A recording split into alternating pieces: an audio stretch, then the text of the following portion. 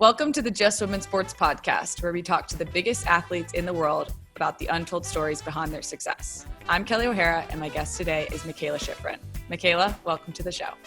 Thank you. Thanks for getting on. How are you doing? I'm doing all right. Just, living life, right? Trying. Quarantine life, COVID life? Yeah, COVID life is definitely different beast. For sure. Where are we finding you today? I'm at home in Colorado. Okay, cool. I'm actually about to travel to Mount Hood, Oregon for ski camp. Cool, ski camp. Yeah, it's going to be interesting because skiing is kind of a social distancing sport, except for the part where you're standing in the lift lines and on the chairlift. But Mount Hood is kind of a place where most American kids who want to be ski racers or who are ski racers, like almost all of us have gone there at some point. And I haven't been there in quite a few years because getting on the national team, we started going to New Zealand or Argentina or Chile for our camps, but we can't travel outside the U.S. right now, which is not funny. Actually, it makes me really angry. But it's where we're at, so we're going to take advantage of Mount Hood. It's a snowfield on a volcano. We're skiing on a volcano. I know Mount Hood is one of the coolest things to see when you're flying into Portland. I've never skied or been to the mountain, but I've just seen it from afar and it just looks so cool. Yeah, it's super cool, but it's busy. So we're going to be wearing our masks and poking people with ski poles to keep them away. Yeah, that's a good indicator. Like you just hold them out to the side and you're not 6 feet away. Yeah. And that's for national team?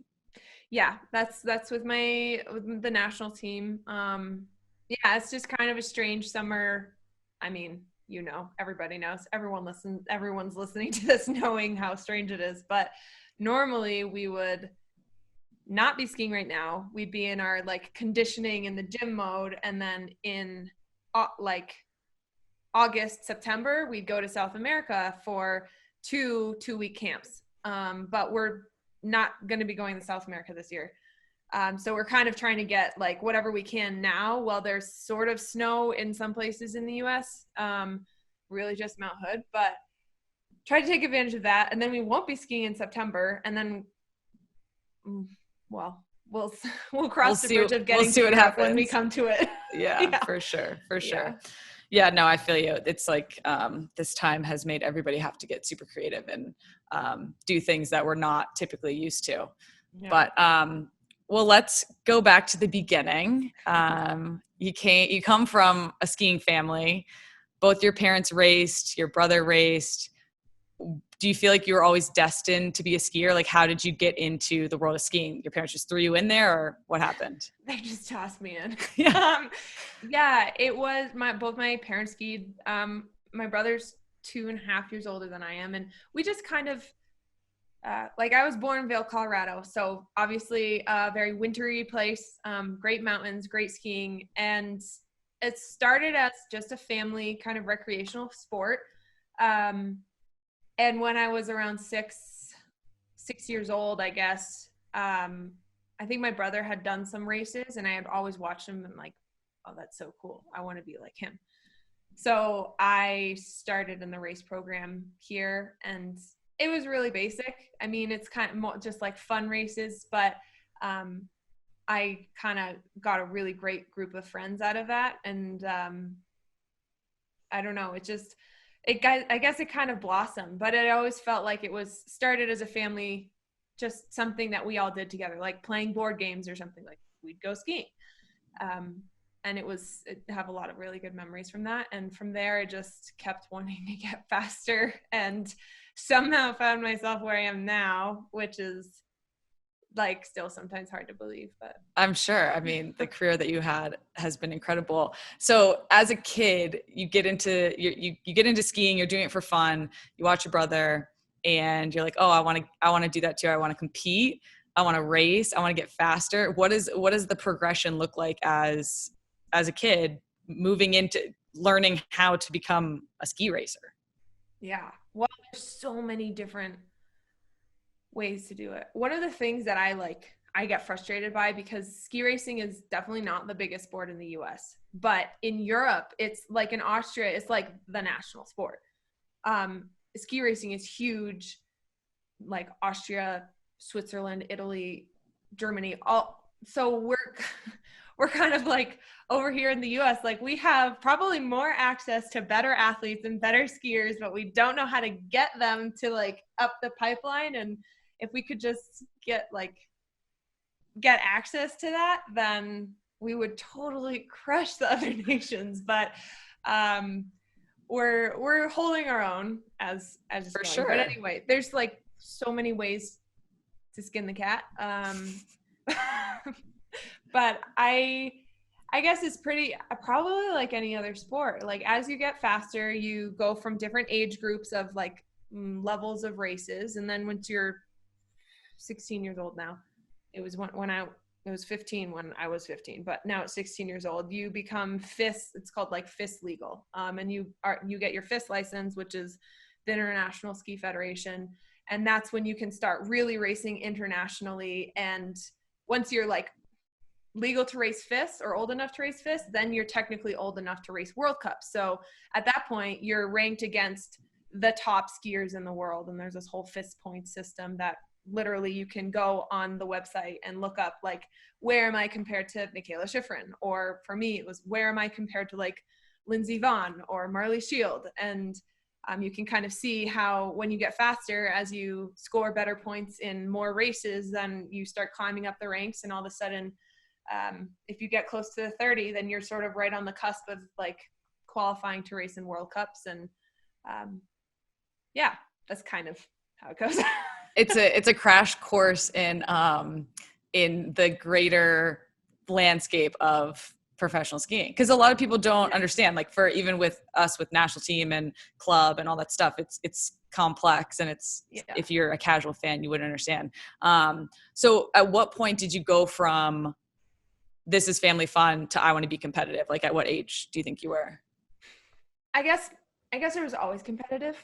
Nice. Like I always wanted to win. More than anything, I always wanted to be faster than the boys. I was about to say, were you competitive with your brother? Yes, very much so. But I wanted to be him, but I also wanted to beat him. Totally. But I also I really loved it when like if I'd beat my the boys on my team, they'd be like, "Oh man, you got chicked," and like whatever. You got chicked? That's the term? The term is you got chicked. I've never heard that. That's funny. But skiing, once you get to a certain age, it's like the genders are separated. And I feel like very good reason for that. But I still, to this day, I love training with the guys or next to them. I love watching them. I love like seeing what they put into their craft, or how they work and how they train, and the precisions they bring into it. And that definitely pushes my limit. But back when I was younger, we raced together, and I don't think they liked it. They probably didn't. And now they look back and they're like, oh, okay, I'll give myself a pass because you turned into the person that you are and the champion that you are. So they're probably just like, it was meant to be. Maybe. That's a possibility. I'm sure you chicked a lot of people. Well, I'm sure you did too. So, okay, you're out there chicking the guys. And at what point were you like, at what point did you realize I have it, like I have this X factor. I want to be the best I can possibly be? I think like kind of with the competitiveness, I always wanted to be the best. Like my goal as a little girl was I want to be the best ski racer in the world. And I had no idea what that meant, but it was just like, whatever like it means to be the best in the world, like that's what I want. So that's pretty like, who doesn't, right? What age though? Probably like do you remember? Oh, yeah. Really? That young? Yeah, because I was watching like Bodie Miller was my all-time favorite ski racer. And I remember like, I don't really remember watching the Olympics at that age, but I remember like being aware of ski racing, obviously loving skiing. It was such a big part of my life, or is still, but And I remember watching like video of the World Cup skiers with my parents and my brother, and we'd all like watch World Cup ski racing together. And I had all my kind of favorite racers. Bodie was probably like the biggest number one. And I always just thought like, he's the best in the world. I want to be the best in the world. So that's kind of where that inspiration came from.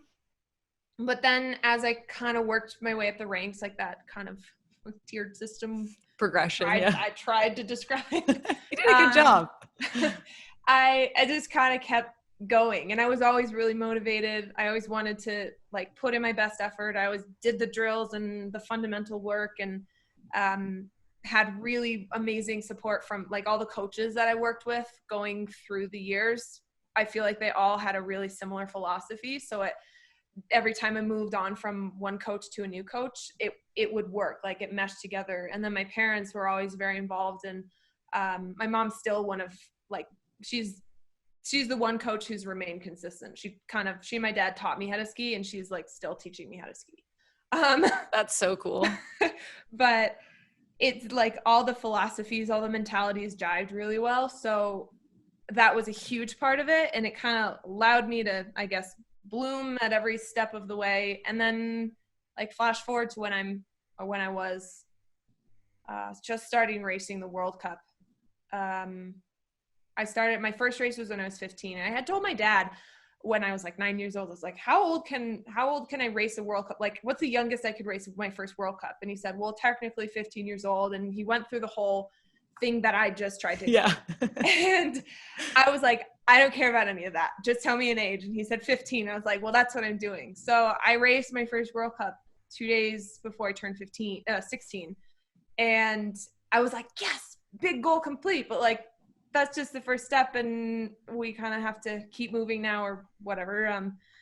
And that was probably one of my first experiences of like World Cup skiing and thinking, yeah, I think this is like, I really want to do this. And I want to like, I was always serious about it, but now like I want to be a World Cup ski racer versus, you know, maybe going the NCAA route or any of other numerous routes there could be.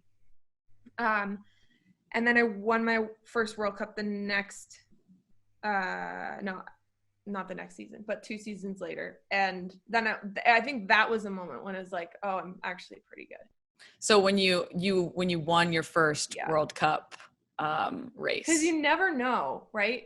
Until you actually until it actually happens, you don't know that it's gonna happen. Totally. And you're hopeful, but until you get into the arena or on the hill, you're not sure how you're going to stack up against the other athletes. Because I feel like that was probably abnormal for you to be racing in, you know, you're allowed to when you're 15 and you're like, ding, ding, ding, 15, like I'm entering these races. So at that point you're racing against people much older than you. And you were able to be successful. Like you won, like you said, you won your first World Cup race when you were 16? 17. Which is incredible. Do you think that, so you attended Burke Mountain Academy in Vermont. Do you feel like those years got you ready for being at that level at such an early age? Yeah, for sure. I think there's also like the coach, the main coach I had for most of my years at Burke. He was a huge proponent of practice and training, and sometimes would hold me back from races in order to, you know, give me more time to work on the fundamentals. Because, you know, when you're racing, you get 2 runs and maybe like a warm-up run on another trail you're just free skiing. So you're really not getting anything out of that day besides like racing and your result. But when you're training, you're getting, you know, 9 to 15 runs, and you actually get the repetitive practice. So he was always like, why would you, if you're in a good position in like the standings, then why would you, that motion was like the standings. Yeah, for everyone who's listening, she just did a little that's the standings sheet. A small she's it's just here so you know that. Yes. Anyway, So as long as I was in a good position there, then he was like, let's not go to that race and train. And I was not every athlete at Burke, not everyone bought into that, because as a competitor, you want to compete. I was about to say, people are so concerned with their standings. They want to get to the top, but it makes sense as to how, if he put an emphasis on the fundamentals, and that those were probably the layers that you built early on in your career. Yeah, for sure. Skiing is really difficult to build up any any true practice, because you we'll ski every single day for 5 to 6 hours, but the amount of time you're actually skiing is only about 7 minutes, because the rest of the time you're on the chairlift, or you're doing your warm up, or you're standing at the top waiting for your other teammates to go. So the more runs you can get, the better. Like, it's not like playing tennis where you're literally hitting the ball every second. For sure. It's like, it's a very whole finite. You have to be super precise, and most kids don't get that at a young enough age. So they kind of don't take as good advantage or as much advantage of those sort of formative and fundamental building years. And then later they start to realize, oh, this is important. But it's when you're like, 9 to 13 years old, where you can really get ahead with, like, you can get so many more miles than your competitors, because they just literally didn't do that math. And somewhere along the lines, like, my parents kind of did that math, but really my coach at Burke did that math. And he was like, makes way more sense for you to train. And I just loved to train. Like, I fell in love with skiing, maybe not as much for the races, but more for just the training. I love to ski around gates, and as many gates as I could get around was the more the better. So I was not really in it for racing. And I still to this day am like, I would prefer to train than race, but racing is kind of a part of the deal. So we'll just gotta do it. Why would you just prefer to, like, ski through gates or around gates as opposed to actually race? Like, you just love the experience of flying down the mountain? Yeah, I love the feeling. Like, there's I don't know. I played a little bit of soccer, not probably enough to really relate to you on any level, but it was sort of like this moment where, like, think back to when you were younger, when you actually strike the ball the right way, and you're totally like, wow, that felt so good. And with skiing, it's like turn after turn. When you do it well, it's like pressing the gas, like the pedal to the floor on the highway in your car, and like the acceleration you feel. But let's just, like, asterisk if you're in a really nice car, the acceleration you feel it's like insane, and you can feel that on your skis, and you're like, there's no, like, gas, there's no, like, you are just me and my skis, and I just, like, I'm controlling this ridiculous and almost like what should be an uncontrollable force, and it's like mind-blowing. And it's so much fun. But in races, you're always worried, well, for me at least, I'm always like, well, where am I in the standings? And if I'm leading the overall World Cup, then I obviously want to ski fast, but I want to make sure that I protect those points. And if I make a big mistake and, like, go out of the race for any reason because I went too hard, then I lost 100 points to whoever's next. So it's like you're always kind of protecting a little bit, and then so I'm always skiing, like, a little bit more within myself. But then in training, I can really, really, it's like really freeing, like breaking the chains. So I think that's part of why I like training. That's so cool. No, seriously, I love hearing that, because your soccer analogy is perfect. Like, when you're a kid, you don't know how to strike the ball, but then that one time you do, you're like, oh, it's perfect. And it becomes addicting because you just feel like you can get better and better. And I even feel you're like, oh, as a kid, you want to progress, learn, move up through the ranks in terms of skill. But even now, to this day, like, as a professional athlete for over 10 years, I still feel that same way. Like, I'm searching for, like, excellence every time I step on the pitch. And, like, games are obviously super fun, but training it's way more freeing for sure. Yeah. What's you it never like get there. No, for sure. Well, so we actually, I was on a call the other day, and it was Brene Brown, and she was talking about how perfectionism is unattainable, but you should never be striving for perfectionism or perfection. You should be striving for excellence. And I was like, that's such a interesting way of putting it. What's it like to go fast? Cause your face just like lights up. And are you an adrenaline like junkie? Is that something, or is it just skiing? No, I like the feeling of adrenaline. Okay. But not with everything. Like mountain biking, for instance. I really like to mountain bike, but I really don't do it unless I have someone with me because first of all, I don't want to get lost. And second of all, there's mountain lions around here.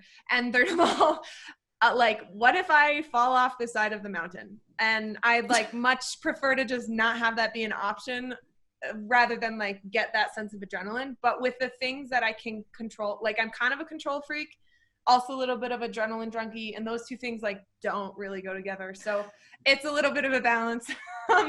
But skiing, like it's something I've done for forever. And because I put so much emphasis on training and the fundamentals and these things that help to control what really should not be controlled, it feels slightly less risky. Or actually it doesn't feel less risky, but it is less risky. So it's sort of like, when you feel like there's less risk, that's when you're at a higher risk, I think. But I have a very, maybe a unhealthy understanding of how much risk there is. So I take more of a conservative, like more prepared approach than maybe some other racers who are the full on adrenaline junkie. Like they just want to go as fast as they can. And I'm like, I want to go as fast as I can, but as long as I know how fast I'm going.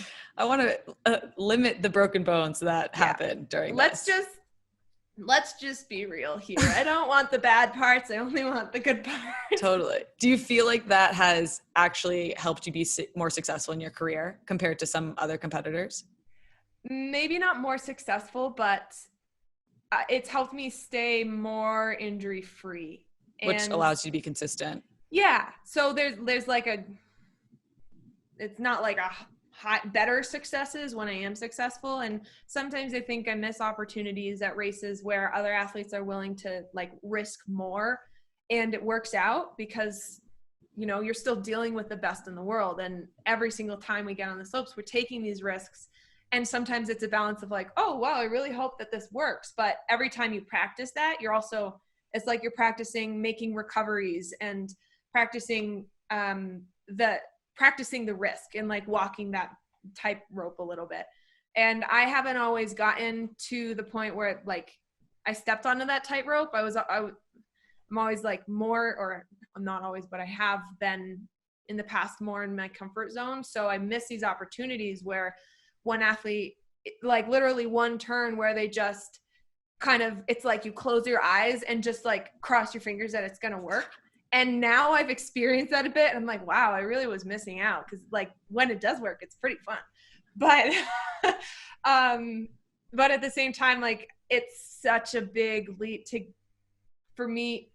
I don't know if it's this way for every other ski racer, but I think for me more than others, it's like a bigger leap to take that extra risk, even if it's not the whole course or the whole race, it's just like one or two turns. That's a really big leap of faith, but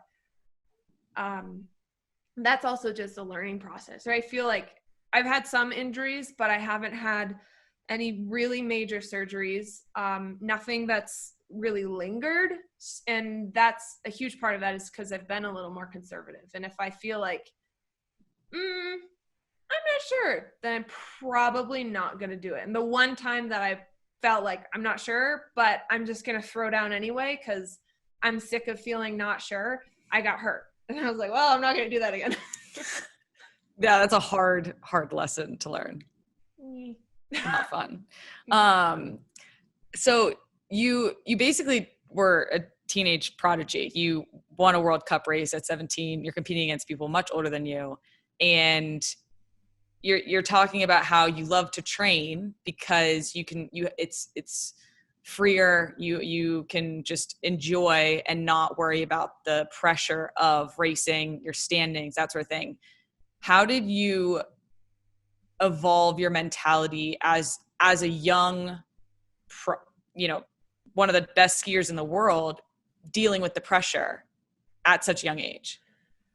Sometimes I think, to be really, can I ask you questions on this too? Sure. Okay, you want. Yay. Okay. So sometimes I think it's almost easier when you're younger. I used to say, like, I don't feel pressure at all. I just don't know. I don't get nervous. When I was younger, before I started racing World Cups, I literally didn't get nervous from races. And my friends or teammates would be like bent out of shape. Totally bent out of shape. Even my brother would get really, really worked up for races. And I was like, I have some like homework I need to do. So I'd be like at the start, sitting in my ski boots, like sitting, like waiting for my turn to race and like reading my book. And then my friends were like, oh, that's a good idea. Maybe that'll keep me from being nervous. And I was just up there like, I'm going to get some homework done. And nobody had really seen that before. Or I'd take naps at the start or something. That is something, I don't do homework anymore, but I still take naps sometimes. And that's really? Actually like, it's like a calming meditative thing almost. But over the years, I started to get more nervous and I started to feel more pressure. Maybe that comes with age and like awareness of what's going on. Definitely with social media, you see it more too, and you see what people comment, and you see when like how happy people are when you have success. But at the same time, there's like the haters who don't like that. And so there's always like the negative comment. And then you see how, sad or angry people get when you don't have success. And they say, oh, you got distracted, or you need to do this or that, or something's wrong, something's not, when you're like, hi, I'm just a human. Know me. And the just a human thing. Oh, when people are like, oh shit. It happens all the time. I'm sorry. I'm so mad. No, and if I or anybody else, this happens with like pretty much any athlete, you don't have like the greatest success that people expect you to have, then the excuse is, oh, they're just a human. And so many times people have said, and like articles been written, whatever, like Mikaela gets second, reminds us she's just human. I'm over there like, I'm guessing the one hand you could sort of take it as a compliment, right? But on the other hand, you're like, what are we teaching our kids? Like that the goal is to win so much that people think you're not a human. Like, I don't want to be not a human. I am a human. Like, I'd prefer to stay human. Totally. So what's the message we're sending here? Because I don't ever feel like I'm not human. And I'm like pretty much constantly freaking out about something. So like, hello. Hamster wheel inside your head constantly. Yeah, for sure. So I'm like, I don't know. Well, you've obviously been able to rein in the stress, like the pressure, and I totally feel you. I forgot my question about you. Can I ask you? Yes. Sorry. Oh, this is good. Okay, so like as far as pressure goes, like skiing is an individual sport. Yeah. When you feel pressure with your teammates, like because I imagine it's not less pressure, and you have a leading role in your team as well. How do you imagine that changes, or like, how do I handle pressure when you need to just look like you have it all under control and like everything's cool? You need to like boss people around and be like, this is what you're supposed to do, even though I have no idea what I'm doing. But that's just me. That you probably know what you're doing.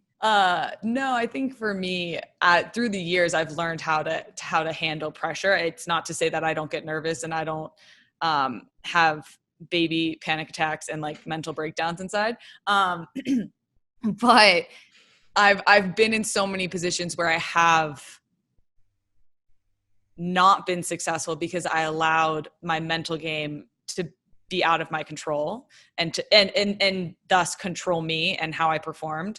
And it just, like you said, it kind of comes with experience. You just learn, like, mentality is a skill. It's something that you can learn. So even this last World Cup, like, I was so stressed the whole time because you don't want to mess up. You don't want to lose. You're like you're walking like a knife's edge, and at any moment it could be over. Like, like you're literally on a ski's edge going down the mountain, and at any point you could lose control, and, one tiny mistake, one wrong, turn, cut, whatever, and dreams are over. Yeah. So, but it's just figuring out how to kind of, like I said, walk that tightrope of not allowing the pressure to overwhelm you, but kind of propel you. And it seems like that's how you have approached things as well. Did you still feel love for the sport during the World Cup? Like during those times, you know what I mean? I felt love during the games. That's when I like whenever last World Cup, I was like, man, I need to remember that, like, this isn't very fun, but I enjoyed it from the moment I got onto the bus to go to the game, walk into the locker room, out on the field. You're like, oh, I live for these moments, like you do, like racing down the hill. But the moments in between, I obviously enjoyed myself because I like to have a good time. But and it's like about the journey. It's not necessarily about just the end product. But I do love them. But it's not to say that it's like, rainbows and butterflies on the field. You're stressing the whole time. But this is me interviewing you, and I know you said you could ask me questions. But okay, so I want to talk about Olympics 2014. How old are you going into 2014 Olympics? I was 18. 19? 18. So you've already won World Cups as a teenager. You're favored to win the slalom.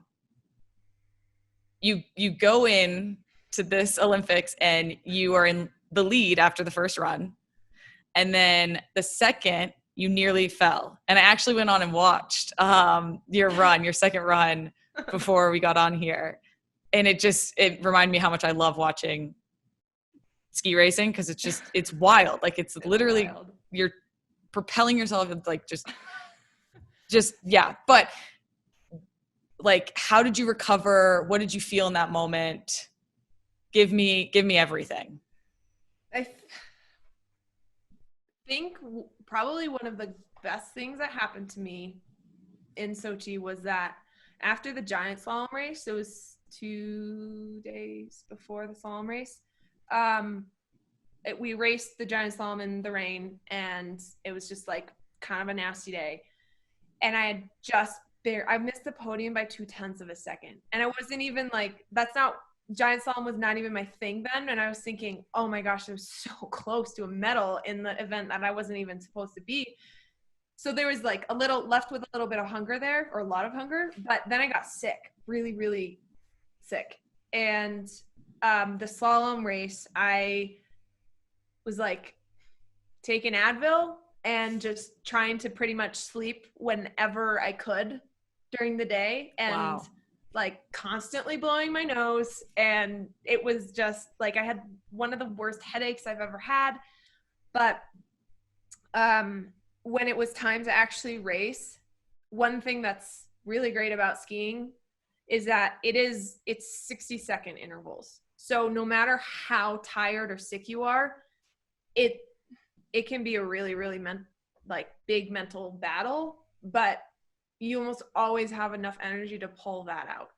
And it's just like trying to time it right. Because if you waste your energy worrying about it during the day, then you won't be able to do it. But if you're like able to basically wake up at the exact second and, get out of the starting gate and like put all of your effort into it for that 60 seconds, then like there's always something there. So I was thinking, well, I don't know, I feel terrible, but I would probably be okay for 60 seconds. And I got through the first run, and obviously it was okay. Yeah. Like, all right. I need to go like take a nap. And also with the Olympics, because of TV schedules, normally we have about 3 hours between first and second run. And it was a night race, and there was 5 hours between both runs. There's 5 hours between your first and second run. Yeah. It was like, woo. What do we do with all this time? Whoa. I was like, let's take a nap. So what a weird thing. Like, you have to get so hyped for 60 seconds, and then completely shut it off. Yeah, it's basically two different games or races. Yeah. And it's funky because you have, they set a different course for each run. So you inspect the first run, ski the first run, and like you kind of memorize it. You have however 45 minutes or something to inspect the first run. Memorize it, you know, visualize it in your head, ski the first run, and then they reset the course, and it's a completely different thing. So we inspect it again. So in those 5 hours, there's like things to do. You have to prepare. Like, yeah, you have to go back around and maybe take a couple more warm-up runs and keep your kind of feeling sharp, and then go back around, I mean, like riding up the chairlift again. You probably knew that, but some people are like, what do you mean? Go back around. I'm like, go back to the top of the mountain. Yes. And inspect the course, and then take a good chunk of time and visualize the course. So I was like trying to be as quick as possible with all of that stuff, and then sleeping, and then basically taking Advil at the exact right time, and then went up for my second run. But once you got through the first, it was like, oh, I could probably do this for 60 more seconds. You know, when you're doing a really hard interval session and you're like, this is going to be terrible beforehand, you're dreading it the whole time. Yep. And then you do the first one, you're like, yeah, it's going to be real bad. And then you're like, I don't know if you do this, but if it's like, whatever, 20 intervals, and then you count it in like intervals of 4, you're like, okay, you're going to do I'm going to do 5 like sets of 4 intervals. And so then all of a sudden you're 2 in, and you're like, I'm halfway through the first set. It's this weird thing that I do. And this is like basically just I'm actually the same way. Like, I'm constantly doing math in my head when I'm having to do fitness sessions. For how much math I do during intervals, it's a wonder that I'm not like a mathematical genius, but I'm really not. Anyway, probably because I only ever do like 20 intervals. So I can you only get to beyond you only that. Get 20. Anybody's, So anyway, how much of success, or how much of your preparation is the mental piece of memorizing the course? Or are you just like, you get to the top, you obviously have an idea, but you just go off of feel? Like, when you're actually skiing it or racing it, there's definitely a lot of instinct and feeling involved. Like, the preparation you have prior, for me, the preparation I get prior to a race is that like makes or breaks whether I'm able to have the confidence to ski it. And inspection is a huge piece, but some of my best races I might have been able to ski without even inspecting. Probably not as well. But is inspection, sorry for people, the casual listener, is that you just going through slowly? Is that you like, you have to slide sideways down the hill? Okay, I've seen people do that. Yeah. Okay. Yeah. So there's like this moment where you're like looking up the hill as a spectator, whatever, and everybody's just like, this big group of people is going very, very slowly. We all inspect at the exact same time. So you've got like other athletes and coaches and everybody like on the hill, kind of in your line of vision. So you have to sort of, for me, it's like stop at each gate, sort of look at how it looks going down the hill, and try to imagine it without people in the way, and imagine what the surface looks like and what it might be after, 15 or 20 girls ski on it. Where if there's bumps or undulations in the hill, all these different things. In slalom, they have different combinations. So you have like a section of 8 gates where they're in rhythm, like in line with each other. And then all of a sudden you have a flush, and that's where in Sochi, that's where right before the flush, I like tripped up, had that big mistake. And the flush, it goes from like 11 meters or 10 to 11 meters between the gates to a flush is 5 meters between the gates. So it's really, really quick, this really quick like change in tempo. And it's not the place where you want to be making a mistake. And it was like right going onto a flat. I had lost all my speed and I went to a flush, and all I was thinking was like, just get to the finish as fast as you can. And it was like frantic. I don't know. You go to a different place, right? But totally. Yeah. So with inspections, I try to literally memorize every inch of the course and visualize it so that I can actually imagine what it's going to feel like when I ski it, and do that so many times that once I'm in the starting gate, I can kind of put that aside. And when I actually ski the course, it feels like I've skied it before. For sure.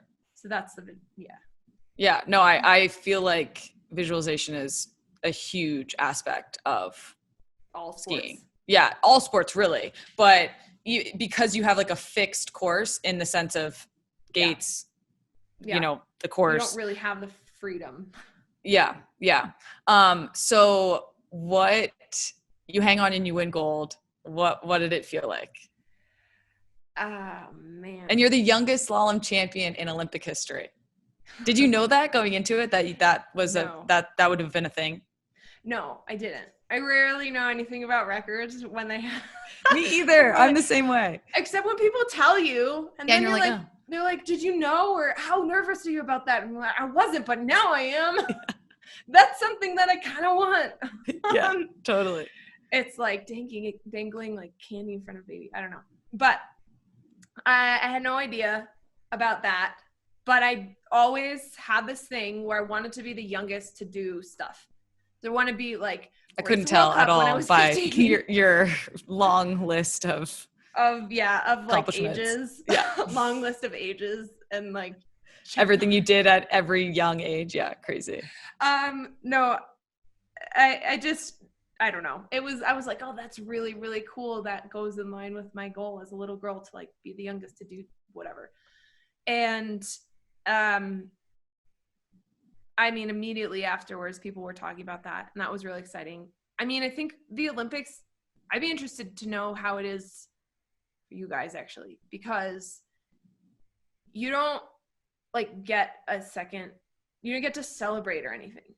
Like you have a moment where you realize that like, oh wow, I have the green light. I just won this race. And that's an Olympic medal. That's so cool. And then you're kind of like, in Sochi, I don't know what time it is, probably like 11:30 at night. And most of our races are during the day. Sometimes we have night races, but it was just like, it's a long day.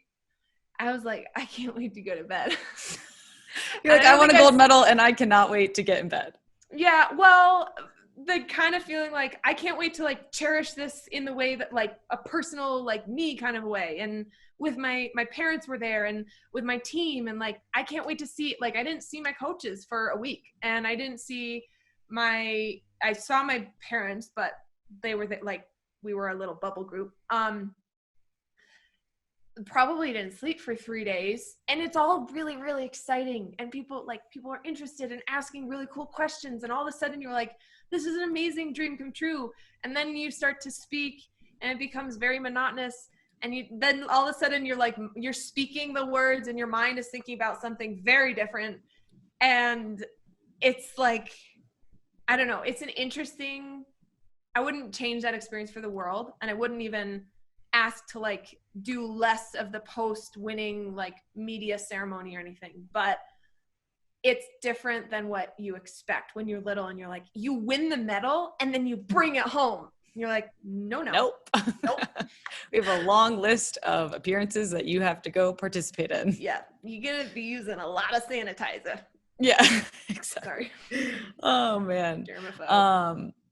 Well, it was quite an accomplishment, but then you go on and let me say, I feel you on everything you just said. It is, well, after the World Cup, I approached it as like, I'm just going to have fun. I've won a couple of these, and like, I'm going to enjoy myself, you know? So, yeah. But then you do like, you obviously balance it and like, oh, I need to be professional. Probably should get a good night's sleep before an early morning appearance, but then go have a pool party later and enjoy yourself. Yeah. So that's kind of how we did it.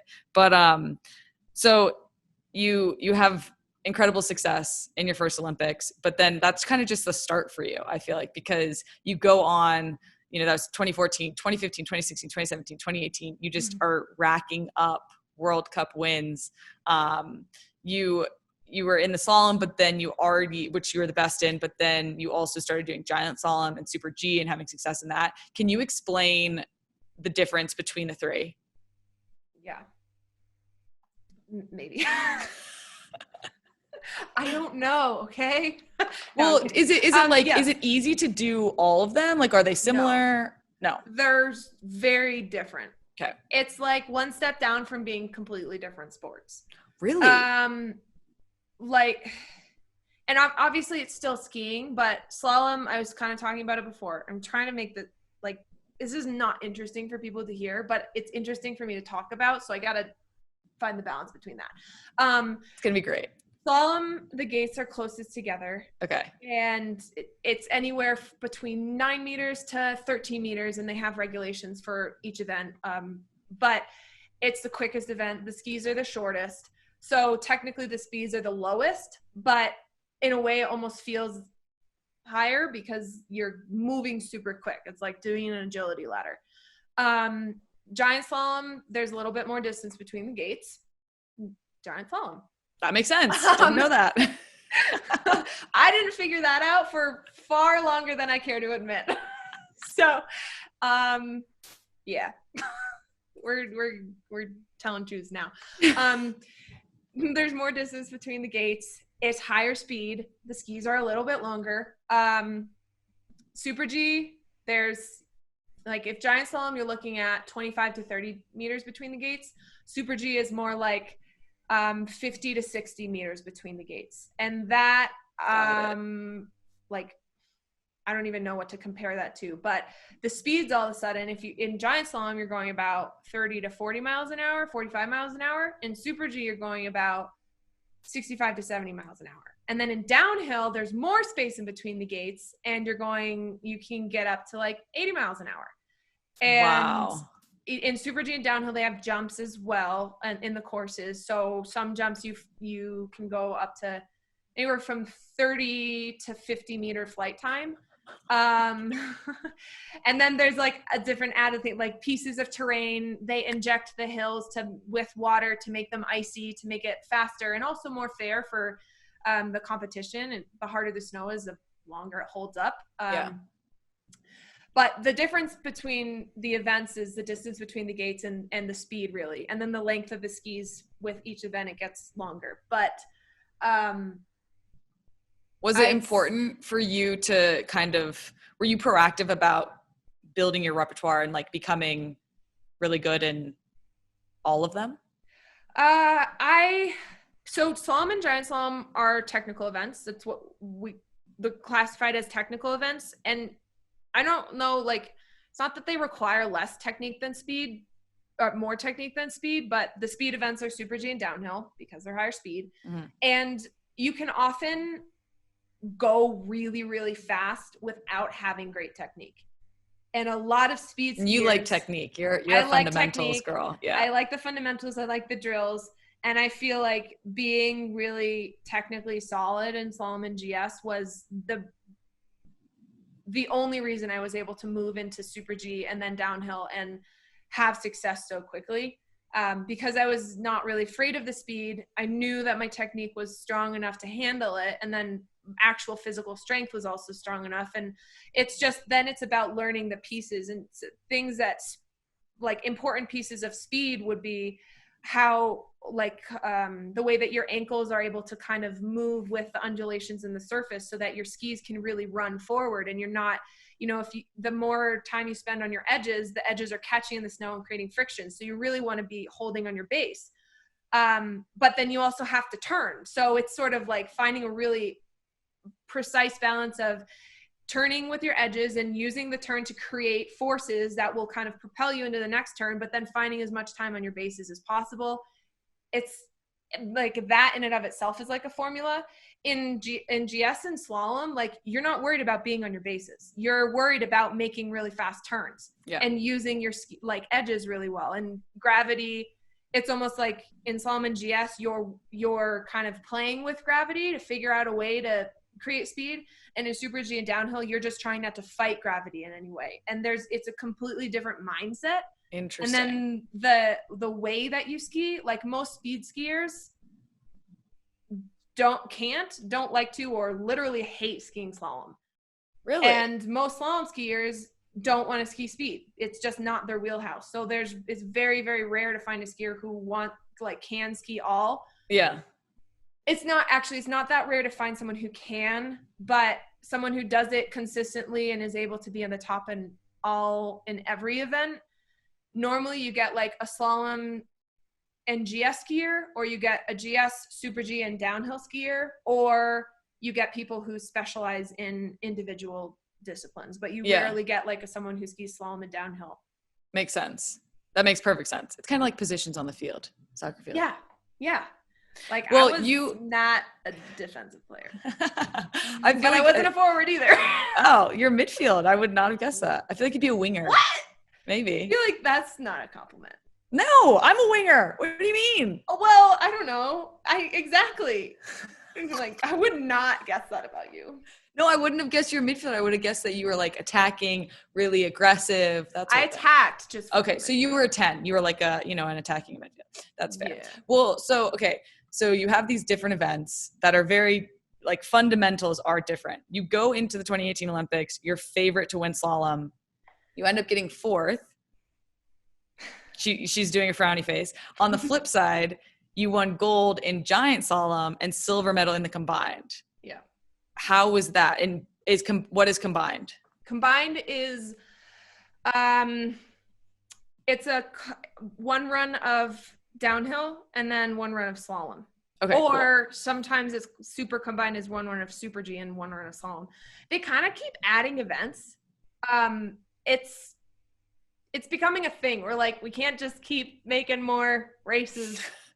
We've got a lot already. Yeah. But anyway. Which one's your favorite? I don't have a favorite. Really? I mean, I love, like, slalom feels like coming home. Giant slalom is like my new baby that I love, like, working on it, and it's probably the hardest event for me. But I really, really love the feeling when something clicks. So it's like maybe more addictive than anything else. And then super G and downhill are just like, anything goes. I'm like, I mean, I think I know what I'm doing, but we'll see. Yeah. But yeah, the South Korea Olympics, there was so much that went on there. Like we talked about Sochi, normally there's 3 hours between runs, and there was 5 hours.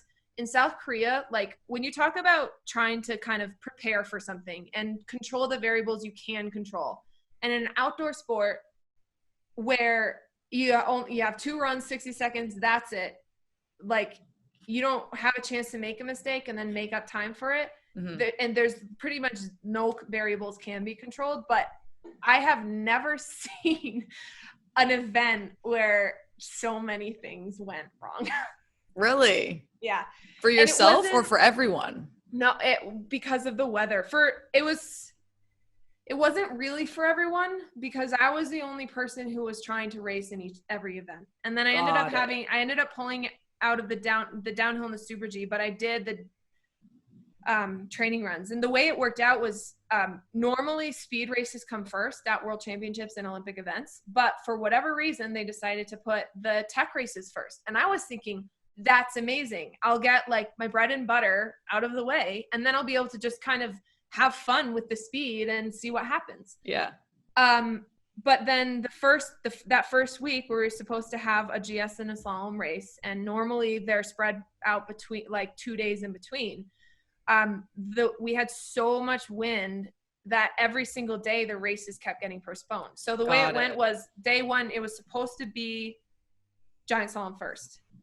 We went up on the hill, and it was also like it was like an hour and a half trek just to get from like our accommodation to the actual race venue. Mm-hmm. So we're like 5 a.m. on the gondola, getting up on the mountain, and we know it's really windy. We've seen the forecast, and they're like, we have to try to get the race off. Obviously, it's the Olympics. So up there waiting, first run's supposed to happen at 10. And it doesn't happen. But we wait up there until 12:30 for them to finally say we have to cancel the race. And that had to do with like TV times. So first giant slalom, the first race was giant slalom. It was canceled. The next day they decided to schedule the slalom. So we have to kind of switch gears and prepare for slalom or just mentally prepare for slalom. The same exact thing happens.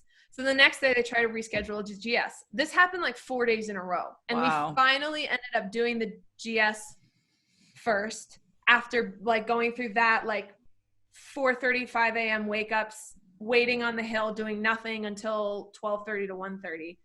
And every time you're mentally preparing to race, but you don't actually race. So then you're still exhausted more mentally than physically. Totally. And you're looking at the forecast, like the wind's not supposed to die down. So what are we like, what's going to happen? What are we doing here? That's when, like, during that period of time, that's when I decided not to race the Super G. I was like, I'll just try to race the combined and see what happens. But I got through the GS, and I was the only person in that Olympics that was somewhat of a favorite in both giant slalom and slalom. And it's not that it, like I was kind of saying before, normally slalom's kind of on its own. So you often see like GS, Super G, and downhill skiers who can kind of win in all three or be really good, but not really slalom.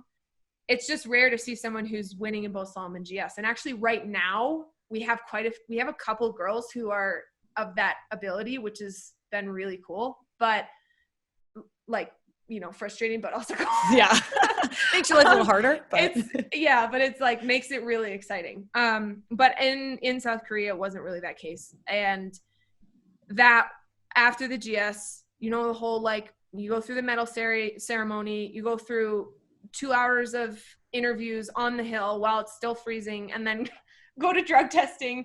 And I didn't get back to our accommodations until 9:30 that night, and the slalom was the next day. Oh, wow. Okay. Normally you have a day or normally 2 days to recover. So, and having said all of that, I wasn't feeling very good for the slalom. I wasn't feeling very good on the conditions. I wasn't feeling very in touch with my skiing. I felt like I'd worked really hard on GS, and my GS was in a great place, and my slalom almost suffered for that. So there's all of these outside variables that you're like, I couldn't have done any better. And then there's you, and you're like, what maybe could I have done better? And I think there's a little bit of both, but when you come in fourth at the Olympics, I don't know. It was probably a good learning lesson. It used to hurt when people would say that, even bring it up, because I'd be like, you don't know the story. And I still, I just explained the story to you. But at the same time, it sucks. It sucks, but it's also not the worst thing in the world. You know, you just won a gold medal the day before. Right. That's such an interesting thing in being individual sports, is that, like, for instance, with soccer, there's only one, there's 3 medals up for grabs, but you only have to do it once, but really you have to win 6-7 games. Right. Whereas with skiing, like, you have the opportunity to win multiple. You win a gold one day and then you end up fourth the next. And I'm like, I don't even know mentally how you register all that. After the slalom, and you must have these, you probably have it almost every game, because I feel like there's a different level of exertion. Like skiing for 60 seconds, okay, it's not the hardest thing in the world, you know, but like playing a 2-hour soccer game, you're running a lot. There's probably different load between a soccer game and one downhill ski race. I think that with skiing, a lot of the the exhaustion that comes from competitions is really mental. And it depends, like, you get to a point and you're physically exhausted, but more than anything, for me, the races have always been mental. That's probably why I don't love racing so much, because I feel like after a race, like my head is socked in, like I have a headache, I can't think anymore, I can't focus on anything. And I just hate that feeling so much. So I'm like, I hate racing. But with the Olympics, after all of those days, and you keep your focus up and keep driving, and I was trying to stay positive. I'm like, we're going to race. And then we raced and won. And that was exciting. And I thought, well, who knows what's going to happen tomorrow? So I'm going to live this moment up. And I enjoyed that part of it. But then come slalom day, I was so, like, I didn't even care. And then later I started, reading comments and seeing people like who didn't know that I'd done anything in the GS, because they didn't really, so many fans of the Olympics watch the sports but don't know anything about the sport. So they didn't even know that the GS was a thing. They didn't know that you had a gold medal in your pocket. No. Yeah. And they just thought, like, Mikaela Shiffrin's supposed to win the slalom, so let's watch that happen. And then I didn't, and they're like, oh, she failed her country. I'm like, You're like, holding up a gold medal. Hello. Use you. Yeah, totally. And so that probably the hardest thing of that Olympics was where like pressure was one of the hardest things. Like I wasn't managing the pressure very well, at least not for the slalom. And then after the slalom, I was just like feeling like I failed, even though you didn't. Even though I had like the greatest success of my career to date, that like the day before. Totally. So it's interesting, but that's part of sport, is learning to kind of detach yourself. Like you have to feel that hurt, because that's good it gets you motivation to keep going. But I guess it's been a really long and grueling learning process, and it's pretty much never over, right? But for sure, you have to learn to like care, but not care that you care or something. It's some sort of equation like that. Yeah. We're doing math again. Yeah, we are, with words. Well, you obviously, I mean, like you said, 2018 Olympics, you get a gold medal and a silver. Like that's nothing to, I don't know. I don't know. That whole thing, I'm like, was I just complaining the whole time? No. I'm so proud of it and so excited about it. But it's just sometimes I feel like you want to just tell people, like, do you know? No, for sure. No, it's not complaining like that. It totally makes sense. That's the funny thing. It's like, as athletes, you're like, no, that was amazing. But also there was all this other stuff that happened and people have no idea. Which like is why this something is great. Like more than being proud of actually winning the gold medal. Like I'm proud of my whole team for not literally freaking out and giving up before we even raced. For sure. And then there's so many and you don't want to say like one thing, because then you might be talking bad about another athlete, like indirectly or something. So I don't love to talk about it other than just be like, it was an amazing experience, but it wasn't the most joyful time. But Makes that's sense. Also not what you would expect, right? Like, yeah, I think a lot of people, that's how I feel about our big international competitions. Like people will see us at the World Cup and we win a game and I'm like, yeah, we win a game. And then we literally get off the field and we enjoy the locker room. And then we're waking up the next morning and being like, oh my God, we have to do this 6 more times to even feel successful. So no, there's so many elements that go into it. So you shouldn't. And for you guys, like everybody. And I was actually watching from France, so I didn't even get the full picture of what was going on in the U.S. during that whole time. But we were seeing it from like French televisions. I was like, oh my gosh, Americans are insane. Yeah. But, you have the whole team like has this incredible atmosphere around it that's like not can't lose, but almost like, we've done the work and we know what we can do and we can't lose in a sense. And so there's this confidence surrounding it, and people get so convinced of that. They're like, well, obviously they're going to win.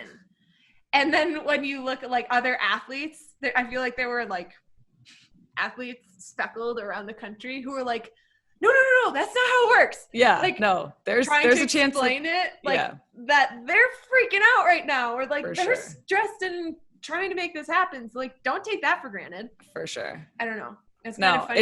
It makes sense because you know what goes into it. But so, okay, 2018 Olympics, amazing. But then 2019 season comes and I'm going to read off some of these accomplishments. 17 wins, the most ever victories in a season. Insane. Your 3rd overall season title in a row. You became the first skier to claim the overall Super G Giant Slalom and Slalom championships in a single season. You set the record for most career slalom wins, your baby, and you became the first skier to ever win $1 million in prize money. How did anything change after 2018? Like, what do you think led to all of that success last year? Oh man. Did you change anything in your training regimen, mentality? Do you think it was going through the pressures of the Olympics? Like, can you pinpoint anything? I didn't change a lot. over the last years, really, I haven't changed much except for each year I kind of want to take on a little bit more speed. Like I don't actually know how many total races are in a season, like 40 or something like that. And, it's like 10 slalom and 10 basically it's not totally even, but anyway. And each season or each summer period, training period, I look at the schedule of my coaches and kind of try to pick and choose the races that I would like to compete in. And it's always all the slalom and GSs. And then each year, like maybe another speed race, another Super G or another downhill or whatever it might be. Hopefully the schedule and the places we ski, it all pans out in the right way. And then normally what happens is we get to the season and then I'd like cancel all thought of that because it didn't work out. But that's sort of the goal. And probably the only thing I change is like anticipation of what the schedule might be. But that season, one thing I can pinpoint was the first Super G race of the season.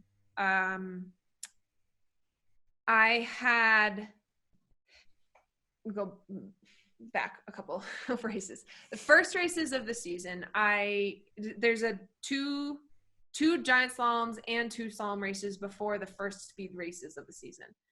And for all of those slalom and giant slaloms, I was nervous and feeling pressure, but like performing pretty well and my skiing was in a good place. But I was really looking forward to the speed races because I'd really not done much in speed.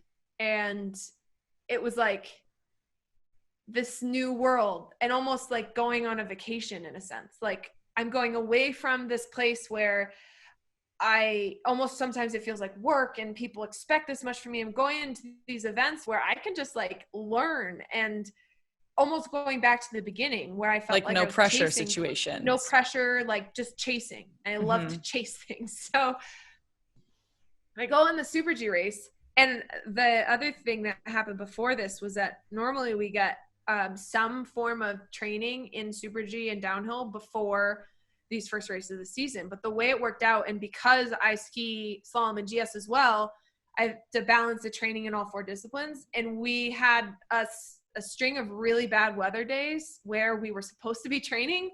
And I didn't get a single day on my Super G skis before those races for 2 months. Because the last time I had skied was in Chile in September. And then, there's no snow, so you have to wait and all that. So I was like, I haven't skied Super G. Like, it'd be like not touching a ball. Yeah. For 2 months before you went into your first race. Yeah. Wow. And it was just kind of a weird mentality, something I'd never experienced because I always went off of training and preparation would make me successful. And this race is like, there's no training or preparation, but I also don't have any expectations and nobody else has any expectations. So I could just come up with a plan and, do my inspection and just try to be methodical about it and just try to execute and see how well I do. And it was like the strangest thing because that I won that race. It was my first Super G win. And that was not supposed to happen. It wasn't part of the plan. That was not part of the plan. But sometimes those races where you're so not distracted by the pressure because there's no reason to be feeling it, that you actually are able to ski well or do execute what you would like to. Mm-hmm. And that basically set my mindset for the rest of the season. It was like, okay, that's where I started to think about this idea of difference between expectations and standards, and like keeping my standards of my skiing and my plan really, really high, but not ever having any expectations for what was going to happen. And that whole season, it was like one thing after the other. I had some weird back pain. Weather was always bad wherever we were training, so the training wasn't great. And every single race, people would ask me like, there's this record or there's this record. And I'd be like, I couldn't tell you what's going to happen. Don't want to hear it. Like, not only do I not want to hear it, but like, if I were to predict what's going to happen in this race, I'm not going to break that record today. Like, the cards don't stack up. The stars have not aligned, and I'm just going to try to get through this day.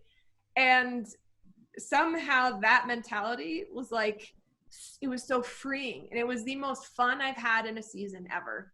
Wow. And my whole team, my coaches, like our sort of group, we just did a really good job of kind of keeping our heads down. And every single race, it seemed like there was a new record. Obviously the race wins record, and all this stuff was like the whole season in the making. So, you're building the pressure, or you're building the hype every single race. And somehow we just kind of kept going, and it was like putting the blinders up, and it wasn't, there was like nothing easy about any of it. And it was also probably one of the most stressful seasons we've ever experienced, but like we were able to enjoy it somehow. And that was really cool. So that whole season, I don't know, it was, and then there's a lot of things that fell into place. Like races kept getting canceled when I decided not to go. There's this running joke right now, I think, with basically everyone on the World Cup circuit that when I have to stop deciding not to race in certain speed races, because every time I don't, like, they get a meter of snow or something, and then the races are canceled. And somehow it like works out in my favor. And I'm like, I am not like. No, so you're a wizard is what you're saying. Oh my gosh. Sometimes people. It's like the Alex Morgan Olympic effect. She gets pregnant, may or may not make the Olympic team. Olympics gets moved, gets postponed. It's this whole thing. You're like, oh, wow, that was mighty convenient. But like, you're not even asking for it. You don't even think that's a possibility. And then something happens and somebody says like, oh, Mikaela, like, did a little rain dance or something. I'm like, no. You did a snow dance. I didn't do a snow dance. I just wanted a day off. But I don't know. It's that season there was a couple pivotal races that got canceled. They weren't able to be replaced, and a couple key races that I wasn't at that I think also made a difference. But just in general, the idea of like expectations versus standards, that's something that I try to keep with me. I think for kids out there, when they like growing up and you think if you're really good, if you're a child prodigy or whatever, you feel that you're supposed to be the next greatest ever in your sport. And all that expectation, it's so much to deal with, and it's not going to make you enjoy it better, and it's not going to make you like actually better. So that was a big, like a distinction. That was probably an epiphany moment, all from a Super G race. There you go. Whatever. That was kind of part of my 2019 too. I learned like the only reason you feel something about something is because you have an expectation for a person or a situation, right, or that sort of thing. And if you can just change your expectation or, create your expectation in a way that is going to meet what happens, right, it's much easier. But I love that. I think it just shows that I feel like as you've progressed through your career, even though you want to just go out there and have fun and ski, like the mental piece has obviously allowed you to continue to be successful. And like, you just keep breaking records because of you're excelling in that mental aspect. Definitely makes it like the mentality makes a difference. And also being able to hear like those words, and it just kind of like goes in one and out the other, Yeah. You have to, like trying not to let that kind of stuff go to your head, I guess. For sure. With all of the greatest sports figures out there, you look at them, like you look at you, or you look at your entire team, whatever team you play on.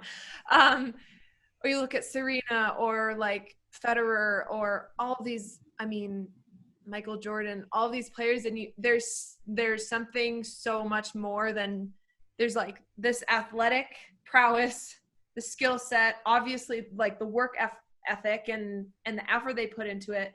And then there's this thing like, oh yeah, that's in their mind that in like a switch that you can see them flip, and you're like, whoa, totally. Other people don't have that. For sure. But you have it. But when you're that person, you're like, I don't know if I have it. Right. But I think that's a healthy way to be. Like, you shouldn't ever feel like you're invincible. I think that's what keeps you ready at all times. But so you touched on this in the beginning. Your mom famously started coaching you when you were 3 years old, and she continued to be your coach and travel partner until last year. How has that been? Because if my mom or dad were part of my soccer experience every single day, it would not go well. Love them. Love you, mom and dad. But well, I think that's also a big difference with like team sports is you have all your teammates in this huge support system that's like, you have your sort of immediate people, and that group, that circle can't just be like enormous. But with skiing, your inner circle is a little bit smaller. You have your coaches, that's your team. That's your team, your teammates, but even they're not in the inner circle, because when you're racing, they're your competitors. For sure. So that's like a different balance. But my parents just they were always involved, and like they taught me how to ski, like I said, and they taught my brother how to ski, and just kind of kept coaching us in one way or the other. And both my parents always had the I guess the philosophy of like, do whatever you're doing, do the very best you can. And that just doesn't mean just like try harder, but if you can learn how to do it, if there's a better way to learn how to do it, do that. So like when I was learning how to juggle the soccer ball, my mom bought videos of how to juggle and like different like ball handling skills. And I'd go out in my backyard with my brother or like with the neighbor's dog chasing the ball, and I just like practice. And that was like all of these different examples of the ways that my parents would like study something and then kind of teach us how to do it properly. And then we'd learn it way faster than everyone else. And then everyone else would say, you're just good at everything. You're like, well, no, but like we're maybe better at learning it or something like that. I don't know. My mom is like the quickest, best learner, and also the most motivated learner I've ever known. And like I said, she taught me how to ski. She's still basically teaching me how to ski. Or maybe we're learning together, but she's she's always looking at video of my competitors, and she's like, I see them doing this. I think this is lacking in your skiing. Look at this with me. Let's see if we can implement it into your session tomorrow and see what it does. And it's amazing to see somebody who has like so much of an open mind for what else is out there and what's possible with ski racing, and like pulling from other athletes in different sports. She compares a ski turn to a tennis serve or like whatever, and all these different ways of explaining things. It's like almost every single session we have together is its own epiphany. Yeah. But she's still traveling with me. Last year she took a little bit of time away because her mom had gotten really sick. And we were sort of thinking maybe you can be home and spend more time with dad. And then anyway, she's traveling. She's going to be traveling with me more. And I hope that she stays with me till the end of my career, because I don't know how much longer I'm going to go for, but I'm like, really? Yeah. Well, you can only go so long, right? Like I'm 25 and I feel like I'm starting to fall apart already. Yeah. And I'm not even old. Like I'm still young and I feel sort of fresh, but like there's some moments where I feel like my spine is like in a bag of bones on the floor. So you just kind of push that as long as you can, right? For sure. But yeah. I'm so sorry about your dad. Just FYI. My heart goes out to you. I didn't mean to bring that up. No. And I don't, if you want to talk about it, I would, you're more than welcome to, but I also don't want to talk about anything that you're not ready to. But I just want you to know that I can't imagine what you're going through. And I'm really, really sorry. Thanks for saying that. Yeah. It's been an interesting process. Like, just weird how it all worked out and the timing of it all. He was a doctor, and he was telling us about COVID back in January, and basically saying, if this comes to the US, like, hunker down. Yeah. And not ever saying like this is going to be the worst disease that humanity ever experienced, but just like, this is going to like create a huge wave in society, in our history, in everything that we expect out of life. So just you like be prepared for it. And this whole time I've just been like, wear a mask. Yeah. God. Yeah, totally. But, that a lot of that is just from having parents who worked in healthcare, and like it was just the whole timing of this is all very, very strange, and I don't really know how to explain it, but I don't know, he was our like everything man, like our family's rock. He took care, he did everything. He did the taxes for my mom, me, and then like the business of Team Shiffrin, and then all of the other finances. He was obviously working, but like constantly taking care of everything. Like he was command central. And I called him the scheduleizer because he was constantly like planning out everything. And he always made sure we were okay. So when he passed away, and we came home mid-season, and I didn't know if I was going to go back to racing or even skiing at all, but yeah, we're home in the February period, and that's right about the time when COVID's starting to come in, inch its way in. Yeah. And we're just thinking this whole time, like first of all, he predicted that, which probably a lot of the healthcare system like did, but it just wasn't and then now we're sitting here with like accounts and finances and taxes, and thank goodness tax day was pushed back this year, and like all of this, and I'm like, I haven't gone to college yet. I don't what does that mean? Oh my gosh.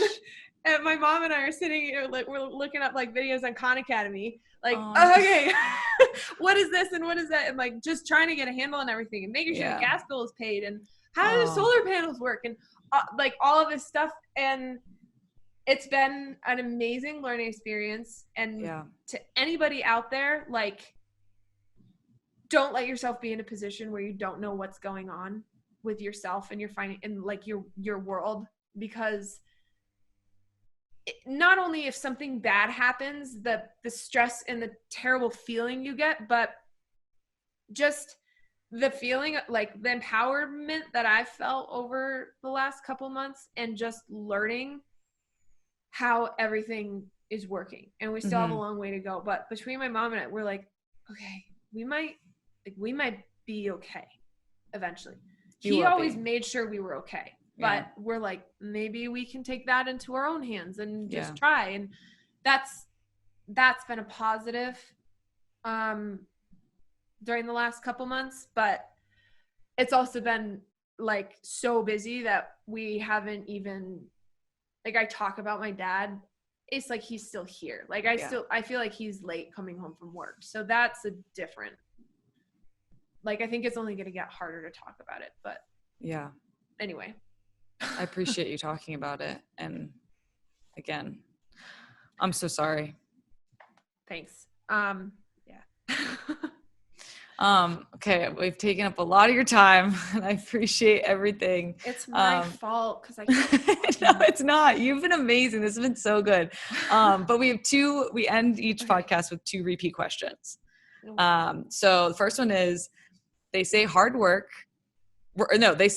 hard, get lucky. How much of your success do you credit to luck?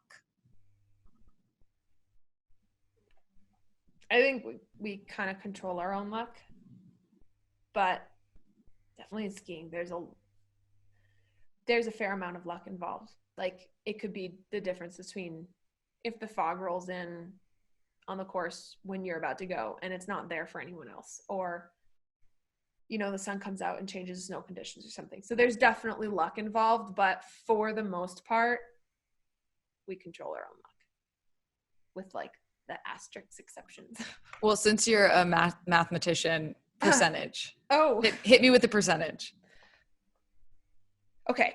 Are we talking percentage of like career, what's gotten me to this point, every experience, or like percentage of race wins?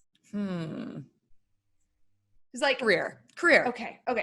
That I'd say I've been way more lucky. Like that's probably like 1,000% luck. Okay. Because like I was lucky to be born to the parents that I had, and I was lucky to come across coaches. I was lucky that my brother was older than I am and broke his arm 2 years before I did, so I knew what to expect when I did the same thing and like led the way. And I was lucky that like all of these things that were so much out of my control, and every step of the way it worked out. And the one thing that I did control and where I maybe swayed the luck was that I was always focused and like worked hard, and I cared about being a good skier, not just like winning races. And that was always, so that was always like the first thing I was thinking about. So that maybe guided the luck. But even then, there are so many different paths that like can take you away from actually becoming, the Olympic champion or whatever. So career-wise, lots of luck. Okay, lots so to be thankful for. 75% luck? Yeah. Really? So okay. That was like, yeah. 75% luck, Like 25% hard work. My control.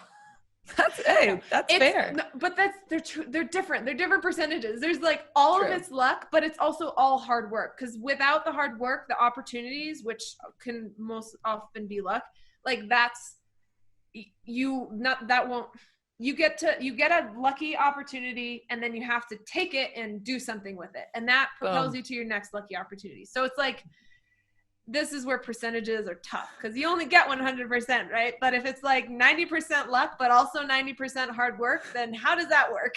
Then you become the Olympic and World Cup champion that you are. Yeah. You defy mathematics. You get a whole lot of cake. Yeah, exactly. All right, last one. You've accomplished so much already. Where do you want to go next, and how do you keep pushing? I think I was saying before that the only thing that's really changed with year to year is like, I want to do more races. I would like to continue to race more speed if it makes sense, but I don't really have like an endpoint. Feels like I could retire tomorrow and be pretty satisfied, but there's this other part of me that feels like I still like every day I still want to go out for another day of training and figure out that next thing. I always feel like there's a little bit more of a breakthrough I could have, and I don't want to stop until I feel like, all right, I'm probably good on breakthroughs now. Like, I don't really want to get any better. I don't know if that ever happens, but at some point you just feel like this chapter of my life I'm probably like ready to close it. And I guess I'm just not ready for that yet. But I don't know. It's always, I'm always thinking that I want to be winning races. It's like, I want to be the best in the world for as long as I'm racing. So that's a motivating factor. But everything else is just like, as long as I feel like I want to keep, getting better, then I guess we'll keep going. Yeah. Well, this has been amazing. Thank you so much for the time. I feel like I learned so much about skiing and just about you. And I'm excited to what? All the interesting facts. No, seriously, it's been super educational. But you've done so much already, and you've been an inspiration to so many. So you should be very proud of yourself for that. And I'm excited to see how far you can go, how many wins you can rack up, and cheer you on along the way. So thank you. I think I could pretty much say the exact same thing about you. Awesome. Love it. On that note, this episode is done. Thanks again. You don't have to hear me talk anymore. Thank you so much. Yeah, thanks.